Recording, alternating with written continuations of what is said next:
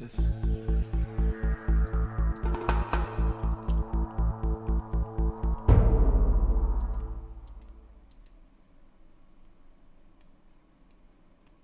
Welcome to Audit the Audit, where we sort out the who and what and the right and wrong of police interactions. This episode covers the Fourth Amendment, harboring fugitives, and school searches, and is brought to us by the Denver Post's channel. Be sure to check out the description below and give them the credit that they deserve. Before we dive into the interaction, I would like to invite you all to check out the ATA Patreon page, where you can find ad-free, uncensored, and exclusive content that runs completely free. Police department. Also, they're sold out because I bought all of it. Free. I'm just kidding. On April 24th, 2018, several officers with the Denver Police Department visited Rise Up Community School, which is a charter school with Denver Public Schools, in an attempt to locate a minor student who was a suspect in a shooting that occurred the night before. The officers first approached a student standing outside the school, alleged that someone called to report he was acting suspiciously, and requested the student's ID. The officers then approached two male students as they walked back to school, and walked with them back into the school building. Upon entering the school, the officers asked a school staff member if the suspect was in the building, and the staff member advised that he believed the student was present. The officers then spoke with another staff member, who requested that Principal Lucas Ketzer come speak with the officers. Hey, how are you? Hey, I'm Lucas. Sergeant Sarah. Hey, how are you? Good. Yeah. Talk to us. We're pretty sure he's here, but yeah, I left that with you, Mark. Oh yeah, what's going on? Wonderful question. I'll shoot. Okay, so basically, I can't let you guys come in and pick him from the school. I can let him know that you're here, and then I can ask him if he wants to talk to you. But if he refuses, then I can't go get him and bring him to you. That's not to say that you can't get him after school hours or anything like that, but that's just our policy. No, understood. You know what I mean? Like in terms of so I can let him know, and then what I would say to him is, what I'll message Hey him X, can you check out this super short clip? I think you like it. It's Breaking Bad related. Link. So you're confirming he's here, but you can't bring him to us? Is that what you're saying? I'm not confirming or denying he's here. I'm just saying it's our policy that we would bring a student to you guys. So His wife was attacked homicide last night. I get it. I mean, trust me, I get it. I'm just saying that whatever the My ear, man, my ears. that's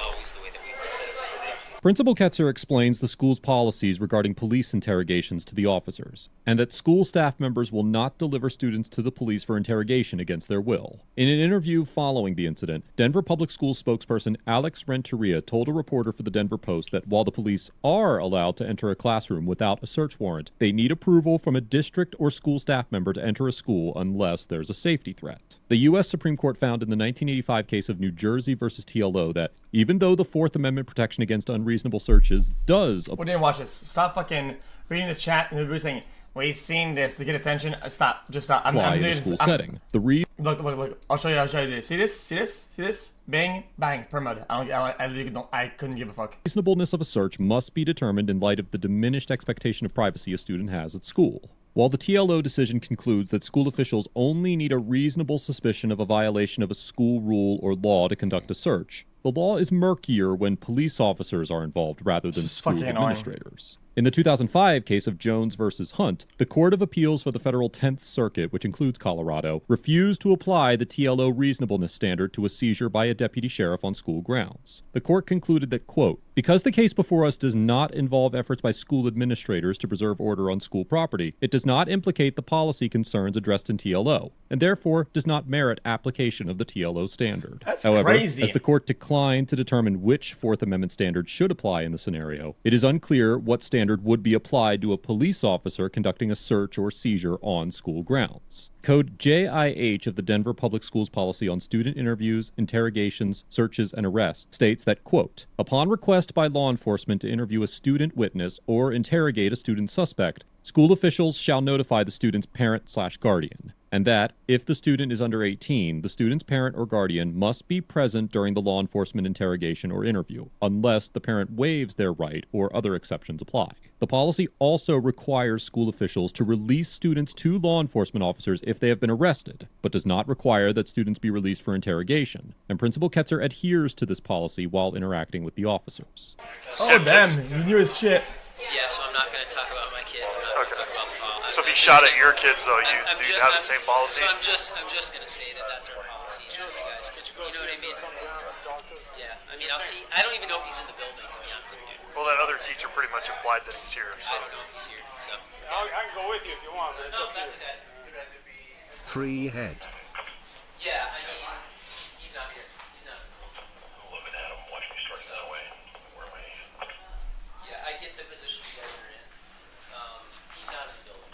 Small 15 right, head that way as well. You know? Sounds fine to me, to be honest. Yep. We just need to have the north side. Is there, like, do you guys have a card so when he shows back up, I can let him know, like, hey, he's back. Covered currently, so we should have one more car in the back and 2 officers in the front of the front. How is the artwork? He's doing fine. And that's the message that we're getting him too. I mean, it's the message that we always give our students, like, It's a policy, dude. okay? Principal Ketzer informs the officers that the Well, one is a policy, and two, it's within the law. So I mean, student they I are don't looking see a for problem is not here. in the building, but requests a business card to provide to the suspect in case he sees him. If the suspect actually was in the building and Principal Ketzer lied to the police, he could potentially face several different criminal charges. Section 18-8-111 of the Colorado Revised Statute states that an individual commits the crime of false reporting to authorities if, quote, he or she makes a report to law enforcement authorities pretending to furnish information relating to an offense or other incident within their official concern when he or she knows that the information is false. It is also possible that Principal Ketzer could be charged as an accessory to crime. Section 18-8-105 of the Colorado Revised Statute states that an individual commits the offense of being an accessory to crime if, quote, with intent to hinder, delay, or prevent the discovery, detection, apprehension, prosecution, conviction, or punishment of another for the commission of a crime, he renders assistance to such person. The definition of rendering assistance includes both harboring or concealing the fugitive, as well as obstructing an individual in the performance of any act which might aid in the discovery, detection, apprehension, prosecution, conviction, or punishment of another by force, intimidation, or... yeah, but that would have this would have to intend that you know for a fact they have committed a crime. But if you don't, you can kind of stretch that really fucking far out. deception. While some states prohibit the prosecution of individuals for harboring fugitive And a court of law presenting that you knew as the prosecution will be very difficult. family members, there is no such exemption for students and teachers or school administrators. Therefore, if Principal Ketzer was lying to the police, he could be charged with false reporting to authorities. And if a prosecutor believed they could prove he did so to help the student avoid apprehension, he could also be charged as an accessory to crime. just so you know, Yeah. that other teacher, Okay, great, thank you. Keep monitoring that. Let's get it rebooted. and then it was like he realized he made a mistake. Oh, wait, you're gonna have to talk to the police. 40 Adam. Roll call has broke. You can. Do we know if there's any other students inside? I bet they hit him up there in a closet or something until we leave. Now the What? principal is denying us access to the school, denying us to look around, and now they're saying Bruh? he's not here. We believe they're trying to hide him. I assume you're a teacher? Yeah, what are you doing? Do you have access to get back in? Okay, so we may need you. Please let me in. Do you want her to go back in? Nope. They just said not to. That's fucking annoying. Where he should be. That is incredibly annoying. He should be in a class over here. He's not there. On this floor? Yeah, there's only the 2 floors. So, Which classroom? I mean, I'm not gonna go there yet, but if you don't know, you don't know. no, I know what class. It's the only class on the right down this hallway. He's All the way not down to there. the right. Okay. Yeah, he's not there. So, well, all the way down on the right is a workshop. Like the classroom you're talking about is on the right hand side? Yes. 674 Adam, we had one Ow, man. female. My ears just fucking exploded. I just died like twice. Oh man, this office is fucking scuffed. What is that? I'm the Chief of Department of Safety for Denver Public Schools, so I oversee all security and police operations for the district. So right now I want to talk to the principal and see if we can get the situation, It was understood like Harry Potter. everybody else. It's supposed to be Molly's class. Okay, so can we just take a couple officers, just check, because they have to do verification, I have to verify that we don't have an armed suspect. So hold on, what class is he in? What about these other? Is he in there? Okay, hold on, or he's supposed supposed to be in there. Okay, you hold on 1 second before you go in. How do you guys do? Okay, go ahead. All right.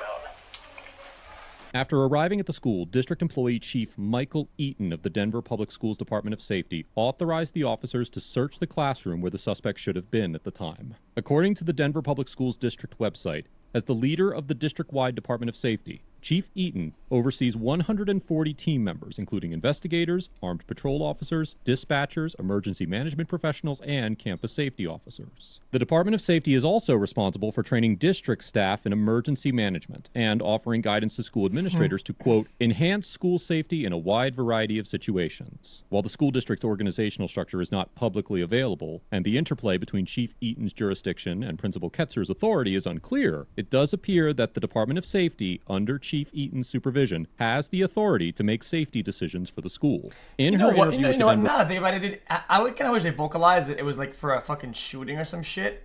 And, I don't know, actually, now that I think about it. I wouldn't want to have somebody to be fucking armed after a shootout in the fucking... They did? Yeah, then it's kind of weird then. Yeah, I didn't notice. The school. In her interview with the Denver Post, spokesperson Renteria stated that, quote, in this situation, the police officers were granted access by our public safety head. Fuck proof, man. Fuck off. Dude, it's a threat to the public, man. You have kids in there, man. Like a report of something is enough probable cause to fucking at least... Yes, it is. It is. For them to get in there. Dude, fuck your proof, man. Dude, this chat is so deluded. If somebody calls the police and says, yo, dude, some guy's acting weird, they don't need proof. That gives them a lot of leeway to what they can do afterwards in that perimeter. How do you think shit happens? How do you think shit happens? Hey, police, somebody broke into my neighbor's house. We saw him. And they say, yeah, proof? Yeah, proof. Proof or we're not going to show up. Not proof, need proof. Not, sorry, can't do that. Nope, need proof. What the fuck is wrong with you, man? Like, are you brain dead or some shit, man? That's how it works. It's always like, if they report something, that's not different. How is that different? How is that different? Because there was an imminent threat, as the officers had claimed that the suspect might be armed. As we discussed earlier in this episode, police officers do not need a warrant to search a school classroom, and, given the diminished expectation of privacy that students have in the school setting, the safety threat to other students posed by a potentially armed suspect, and the fact that the officers obtained consent from a school district employee with an apparent authority to allow a search of the school grounds. Man, this challenge is like, America has so many problems with guns and schools, okay? It's a disaster. And it's just all like, actually, somebody has a gun in the school, or could possibly have one, or there's a report of him shooting and going to school, but there's no proof. Can't go in there, guys. Watch out. My amendments, my rights. Like, dude, fuck off, man. It is highly unlikely that any court would find a search conducted by police officers in this situation to be unconstitutional. Yeah. That's fine. Hi, guys. Well, there's somebody we're looking for. We're going to just make sure they're not here. Okay, I'll add. Get a look at your face real quick. All right. Thank you. Thanks, guys. It's not you, Mark. It's Mary. It's Mary. What's that? He looks a little familiar. Okay, right there. Yeah. Take off your hat for me, buddy. Stand up for me real quick. Yeah, there's a little resemblance.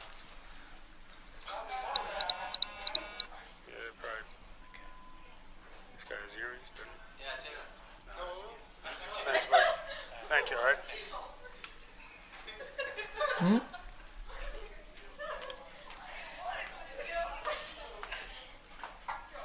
Thanks, guys.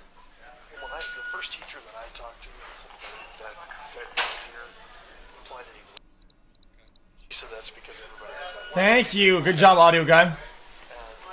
no one, I mean, several students came down, but I didn't see him come down. So, and then after we talked to the principal, he went straight upstairs. Okay. Immediately went upstairs. Right. And then came down and said he's not here.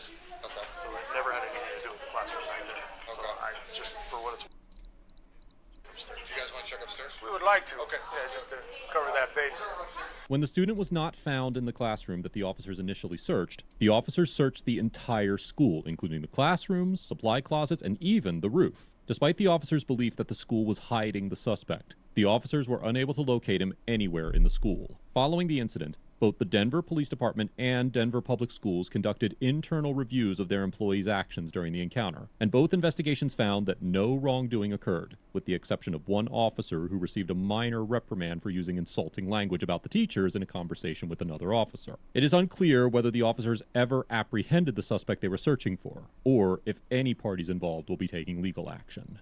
Overall, the Denver Police Department officers get a B+. Because although there were likely more appropriate circumstances to apprehend their suspect under, the officers consulted with the proper supervisory official before moving forward, and were operating under the pretense of a legitimate law enforcement purpose at the time of the encounter. I think overall, early it was noble, but then they kind of forced it, and they kind of escalated into even being even more forceful. But overall, I think the intention was decent. While this interaction does raise many questions about both the ethicality and legality of granting police officers broad authority to conduct searches in schools, the courts have largely failed to acknowledge what role the Fourth Amendment plays in an encounter such as this. Different courts would likely reach varying opinions regarding the legality of this interaction, but there is certainly an argument to be made that the search was completely lawful. From the DPD's perspective, the officers were dealing with a potentially armed suspect inside of a school filled with vulnerable students. If the officers had left the school without searching the building only to have a shooting take place once they're gone, then the narrative surrounding this interaction may have been very different. One of the many challenges facing members of law enforcement is balancing the assessment and response to a potential threat with the appropriate constitutional and ethical boundaries, and officers tend to err on the side of caution when making those determinations. Sometimes, that caution does indeed result in an illegal detention and misconduct, but other times, being overly cautious can save lives without being overtly intrusive. There is no doubt that the officers I mean, I'm sorry, dude, I'm just gonna fucking say it, man. Imagine what the public would say if this happened and they didn't search the whole place, right? And they were like, you know what, dude, right? And then something happened, right? You know what I'm saying? Something happened. Oh, dude. Yeah, right? The cops camped there and they didn't go in? Motherfucking morons, cocksuckers, dude. What the fuck, man? Could have interacted with the students and teachers professionally, but it appears as though they remained within the bounds of their authority throughout the interaction. While students do deserve to enjoy some level of safety and security while on school property, it cannot serve as a safe haven from the consequences of criminal activity, especially when other students may be at risk.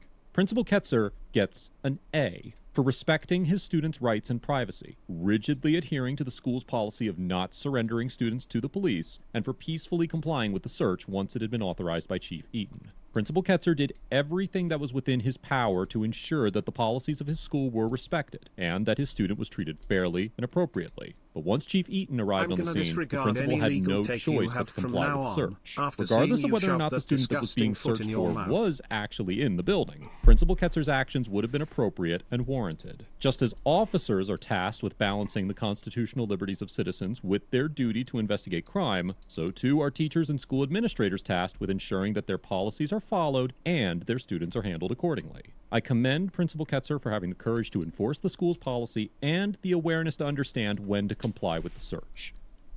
That was good. I enjoyed that. Because I like TikTok. I can't watch them. I literally just cannot because of fucking dog shit ass